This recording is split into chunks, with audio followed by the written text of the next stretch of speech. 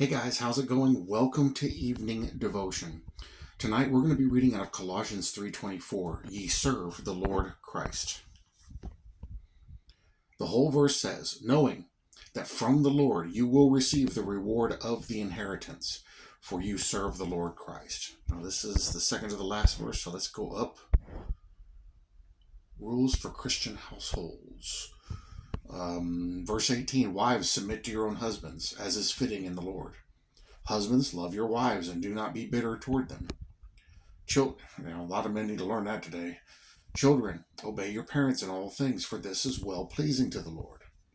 Fathers, do not provoke your children, lest they become discouraged. In the King James, that says, don't provoke your children to wrath. Bondservants, obey in all things your masters according to the flesh, not with eye service as men pleasers, but in sincerity of heart, fearing God. And whatever you do, do it heartily, as to the Lord and not to men. That's everything you do. Live a life that glorifies God in everything. Knowing that from the Lord you will receive the reward of the inheritance, for you serve the Lord Christ. But he who does wrong will be repaid for what he has done, and there is no partiality. That's a very powerful verse right there. But he who does wrong will be repaid for what he has done, and there is no partiality. I wonder if that's in this life or the next life. Probably this life. To what choice order of officials was this word spoken? To kings, who proudly boast a right divine. No. Too often do they serve themselves or Satan and forget the God whose sufferance permits them to wear their mimic majesty for their little hour. Speaks then the apostle to those so-called right reverend fathers in God, the bishops or the archdeacons? No. Indeed, Paul knew nothing of these mere inventions of man. So all these titles like pastor, deacon, elder, their elders were kind of a thing back then, but anywhere it's a position. An elder is an elder. It's a person who's full of years that has seen and done things, that has wisdom to share. An elder in a church is a position. Popes, bishops, all this stuff. This is not who the Lord is referencing. This is not who he is addressing here. It's not who Paul is addressing here. Paul knew nothing of these mere inventions of man, not even to pastors and teachers or to the wealthy and esteemed among believers was this word spoken, but to servants, aye, and to slaves. Among the toiling multitudes, it's all of us out here, the normal everyday people, the journeymen, the day laborers, the domestic servants, the drudges of the kitchen. The apostle found, as we find still, some of the Lord's chosen. And to them he says, whatsoever ye do, do it heartily as to the Lord, and not unto men, knowing that of the Lord ye shall receive the reward of the inheritance. For ye serve the Lord Christ. This saying ennobles the weary routine of earthly employments and sheds a halo around the most humble occupations. You can glorify God in your daily life in everything you do. Where'd I get that from? The Bible. To wash feet may be servile, but to wash his feet is royal work. To unloose the shoe latchet is poor employ, but to unloose the great master's shoe is a princely privilege. Remember what John the Baptist said? I'm not even worthy to unlatch his sandal. The shop, the barn, the scullery, and the smithy become temples when men and women do all to the glory of God. Then divine service is not a thing of a few hours in a few places, but all life becomes holiness unto the Lord. And every place and thing as consecrated as the tabernacle and its golden candlestick. This guy sees exactly what I saw in the scriptures. Every day we live, everything we do, we try to glorify God in that. We do the right thing all the time, no matter what. Teach me, my God and King, in all things thee to see, and what I do in anything to do, as it to thee, or is it as, to do it as to thee. All may of thee partake, nothing can be so mean, which with this tincture, for thy sake, will not grow bright and clean. A servant with his claws makes drudgery divine, who sweeps a room, as for thy laws, make that and the action fine.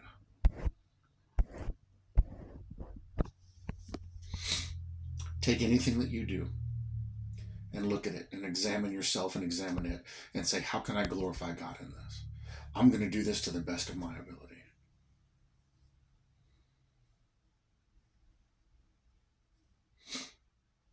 When I was in basic training, Drill Sergeant Kling, he's a big biker drill sergeant.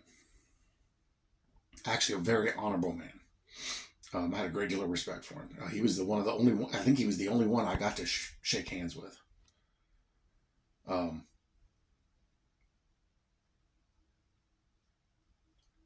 The one thing he said when we got in there, he says, I only have one request for all of you. You got to do your basic training stuff. You're going to do your training, and you're all going to go through that and get it done. He goes, this is one request I have of all of you. Because the barracks floors, because there was so much training going on, we tracked in so much dirt, they didn't have any clear coat on them. He says, I've never seen those floors white. It was all the whitish grayish tile. He says, I've never seen those floors white, and I've never seen the baseboards in those rooms clean. He goes, I'd like to see that happen once. He goes, and no other cycle has ever done it. No one's ever pulled it off.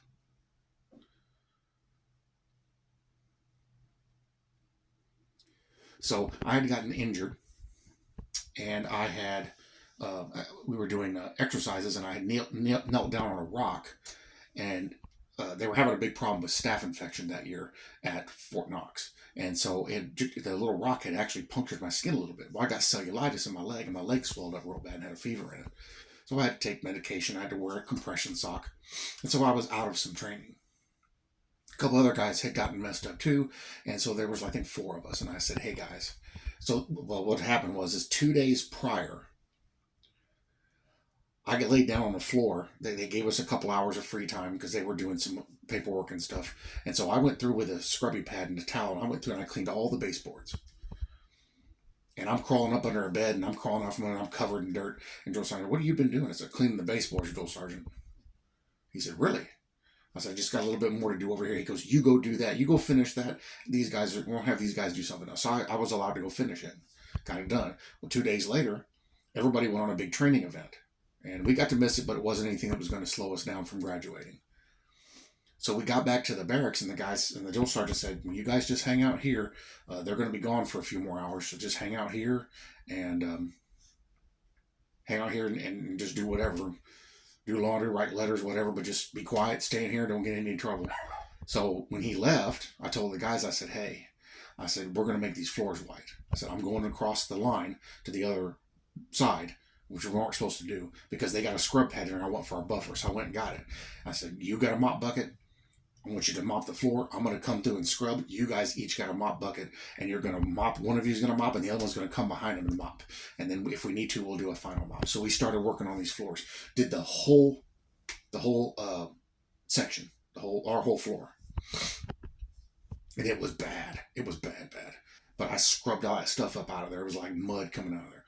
So we got it all done, and we got it all mopped up, and we got it all clean, and everything was looking, the floors were beautiful. We got done, we put everything away. Drill Sergeant Kling come up. He goes, what are you guys doing? Well, I actually got something to show you, Drill Sergeant. Oh, let me guess. I said, no, it's not what you think. And he kind of brought him in there, and I said, your floors are white, Drill Sergeant. He looked at him. He got real quiet for a minute. He said, I never, ever thought anybody would pull it off. He goes, that's amazing. He goes, I've never seen these floors white. He goes, nobody else, all the years I've been doing this, nobody has ever been able to get these floors white. How did you do that? I said, I went across the red line because they had a scrub pad and there wasn't nobody over there. So I got their scrub pad, scrubbed the floors down, and we triple mopped it. Actually, we did one final mop, a fourth mop, just to lightly clean it up. But the floors were stark white. He goes, that looks amazing. I said, if you have some clear coat for our Drill Sergeant, I can clear coat it and it'll stay looking that good for a little while.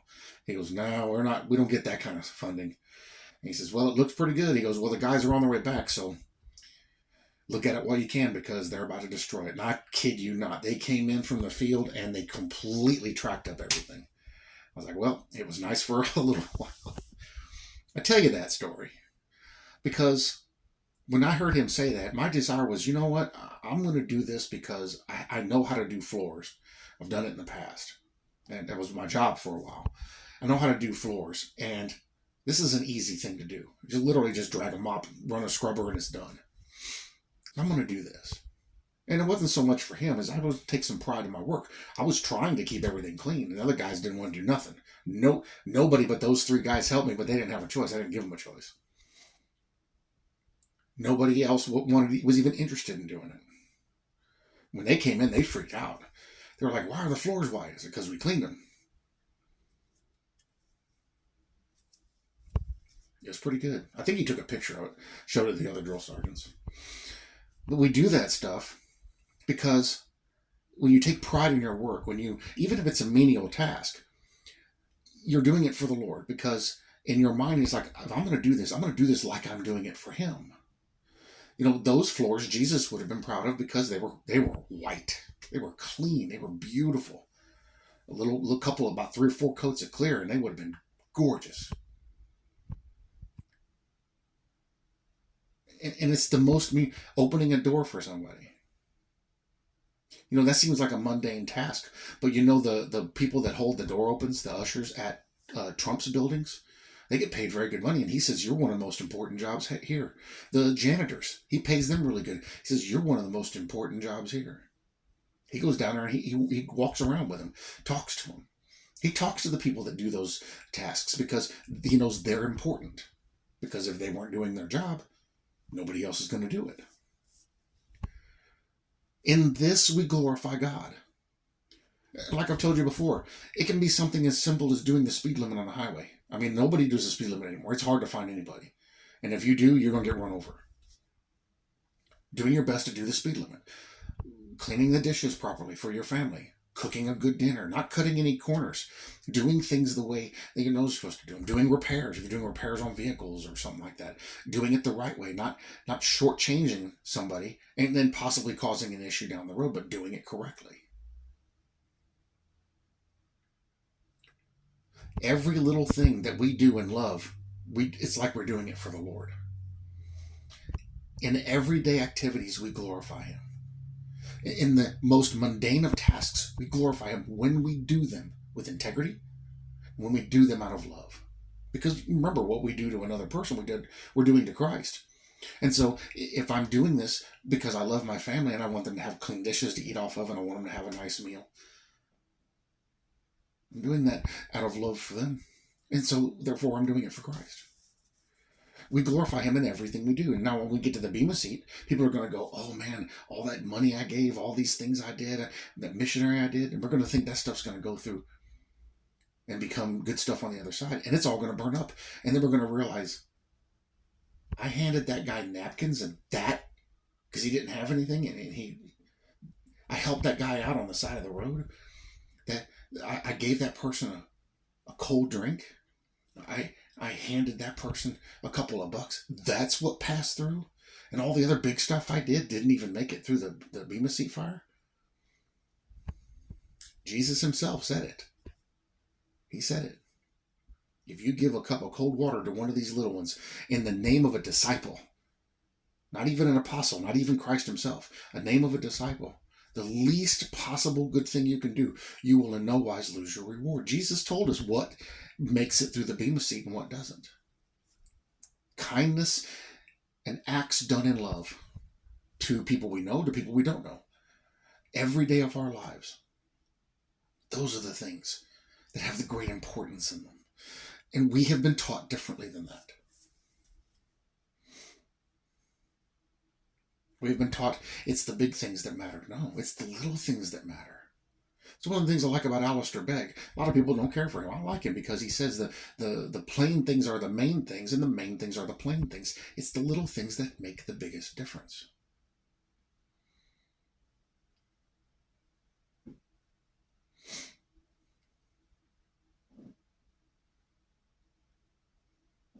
We serve Jesus Christ in almost everything we do.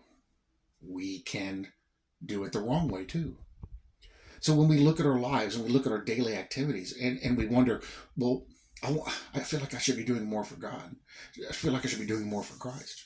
Okay? Are you living your life to glorify Him? Then you're doing more than enough. If you live every day to honor the Lord. You're doing more than enough. Because it's not about doing it for other people, it's about doing it for Him.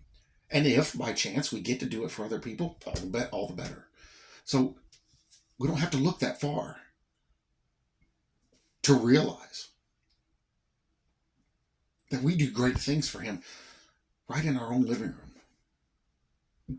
Are we going to do it perfect? No, never will.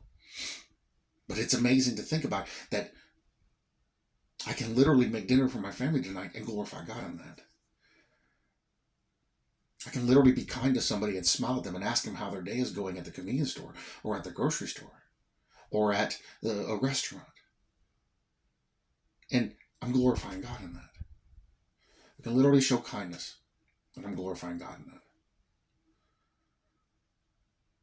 We don't have to do big things. Big things are great. Most of the time they make us feel good. But it's those little things. It's those little things that make the difference. Because God, our God is a God of details. He loves details. He is fascinated by interacting with us on these fine, fine details. Our thought process behind things. That interests Him. He notices the little things. The dew on the grass when it evaporates. He sees that. He knows that. That's interesting to Him. When he describes Aaron being anointed with oil and it dripping off his beard onto his clothes and running down onto the hem of his robe and on the ground, very minute details. That's what God is focused on. And so the little things have the big details in them that He's looking at. What a glorious thing to know that I don't have to run out to another country and be a mission. I wasn't ever called for that anyway. I don't have to be in a pulpit preaching the gospel. I don't have to go run out in the street and browbeat people preaching the gospel to them. I don't have to beat down people's doors to make them listen to what I have to say. And a lot of Christians are very arrogant with that. It's important that you listen to me right now. Well, are you sure about that?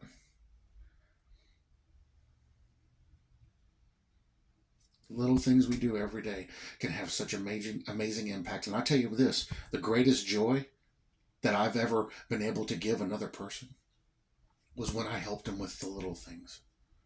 The big things are okay, but it was the little things that really made the difference.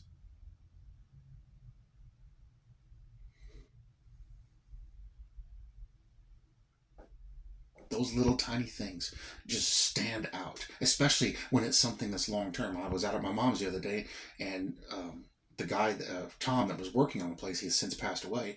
A lot of stuff was left undone, so I've been trying to finish some of it up. And they had a bunch of extension cords running on the ground, a whole bunch of connections all over, trying to run lights out there to the little barn they were building.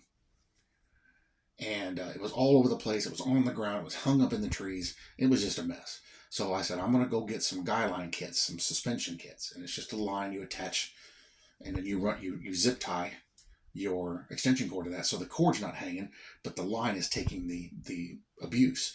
So the cord doesn't break. Because after a while, those cords will break from working them back and forth and getting stepped on by horses and stuff like that. I said, I'm going to get all that off the ground. No water can get in the plugins that way. And so it's safe. Because 3 of the joints were laying in wet grass. It's just a matter of time before they were to fire.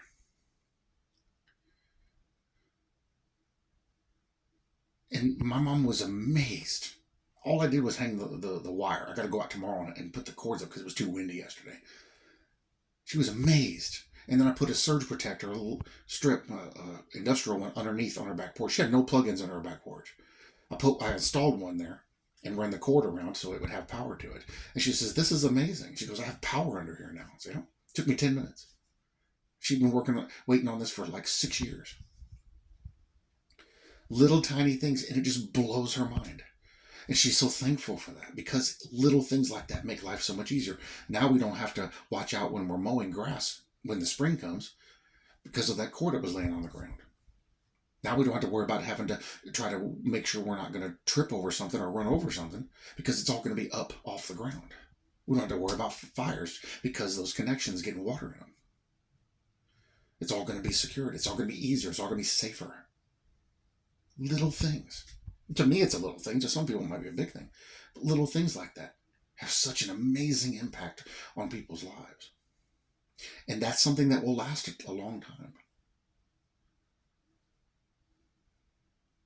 And we don't realize it because we don't read it in the scriptures and don't see it in there. And we're not taught it in the churches and that. Some churches might, but we're not taught that generally. But when we start to discover those things, those little things that have such a massive impact, and they're in the Bible, all over the Bible, we start to realize that I feel like I want to do more for God. I'm already doing it. And I never even known. And I'll tell you some of the most powerful ones is prayer for others. That intercessory prayer that we make for others. When you pray on others' behalf, you show an amazing love for them, and that glorifies God. So you don't have to look very far to find those things that'll bring glory to his name, that will show how much you love him and your fellow man. And those are the things, because we serve the Lord, those are the things that are going to bring the greatest reward. And some of that reward is in this life when you get to see the happiness on people's faces when you do a little thing. My mom's neighbor, she has a full-size Ford pickup with a 6-cylinder engine, inline 6, and she never could find the right radiator for it. I found her the radiator online and ordered it and got it out here, and she installed it because her truck kept overheating and she kept having to pull off the road. And I said, let me look, I'll find a radiator for it. And I found it. Found her some other parts that she couldn't find. My mom ordered them, and I said, here you go. Now you can fix your truck the right way. Amazing. Little things, but the impact, now that she can get her truck reliable where she doesn't have to run off the road and let it cool off. There's a lot of times she's sitting in the ditch waiting for it to cool off enough for her to start it back up and drive back to either to her job or back home. She's 53. It's rough. There's times her truck is broke down. She slept on the side of the road. I told her, I said, don't do that again. You call my mom and she'll call me. I'll come get you. But it's the way it is. You never realize it, how even just a little thing can have such an amazing impact on a person's life. And that's where the great joy comes from, and that's where the great love is born, and that's what the Lord is looking at and focused on. Too often we pass that up. I try to make it a point not to pass those little opportunities up. Especially now that I know what I know. Especially now that I've seen it in the scriptures. I try not to pass those little things up. Because little things are big things. Husbands, hold your wife's hand every now and then. Pat her on the shoulder or pat her on the back every now and then. Run your hand across her shoulders every now and then. Walk up behind her and give her a hug every now and then. You have no idea how much it is a blessing to them when we do that. When we show them and acknowledge them that we love them. Wives, if your husband's feeling down, sometimes just give him some space. Walk by and touch him on the shoulder and just tell him I love you. And if you need something, let me know. And just let him have some space. Because sometimes as men, we're trying to work something out. And that breaks our concentration when we're constantly being pulled in a bunch of different directions. It's a little thing, but you'd be amazed at how much of a difference it makes. Children, don't scream so much. But when your parents tell you to do something, do something. And if you can't, ask for help. If you don't know what to do, ask questions. Simple. In those simple things, we glorify him. It's so simple. And that's the way it was designed, to be simple. And when we figure that out, when we come to that place where we're like, it's really that simple, then we turn the page on our sanctification and come to a new understanding, a much more interesting, much more amazing, much more glorified understanding of him and what he desires and what makes him happy. I love you all very much. I bless you all in Jesus' name, and I'll see you in the next video.